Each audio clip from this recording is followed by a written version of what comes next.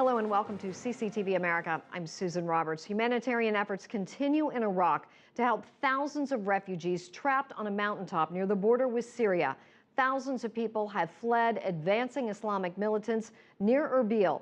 U.S. President Obama justified the military strikes he authorized, saying America must act to prevent the genocide. CCTV's Jessica Stone picks up the story from there. Jessica. Susan, we are seeing the U.S. president a lot lately here in the United States, it seems. He spoke late Thursday night to authorize these strikes in a primetime speech, and now, before heading off for his family vacation, he's speaking again. We learned during that speech that England and France have now pledged to join the humanitarian aid effort to those Yazidis on Mount Sinjar near the Syrian border. These are food and water drops primarily. The Iraqi government has also released video of its forces providing humanitarian aid. U.S. President Barack Obama said the 2 rounds of military strikes launched so far have destroyed Islamic State arms and equipment he says could have been used against the northern Iraqi city of Irbil. The U.S. continues to partner in the fight with both the Iraqi forces and the Kurdish ones.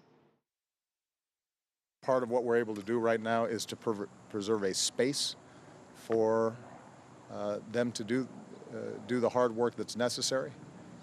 If they do that, the one thing that I also think has changed is that many of the Sunni countries in the region who have been generally suspicious or wary of the Iraqi government are more likely to join in the fight against ISIS, and that can be extremely helpful. But this is going to be a long-term project. So once again, this White House is trying to coordinate a coalition against IS. President Barack Obama was on the phone with King Hussein of Jordan on Friday. This technique is something President Obama believes in, and Susan, it's one that he pursued in Libya and Egypt, also a way to keep U.S. combat troops out of Iraq. So if there's really no timeline, what is the end game?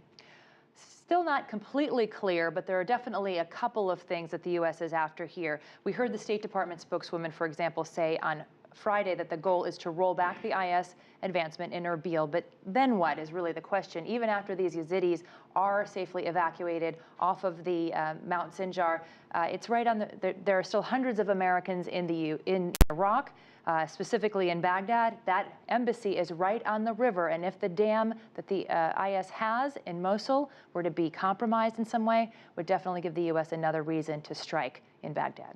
All righty, Jessica Stone with that. Thank you.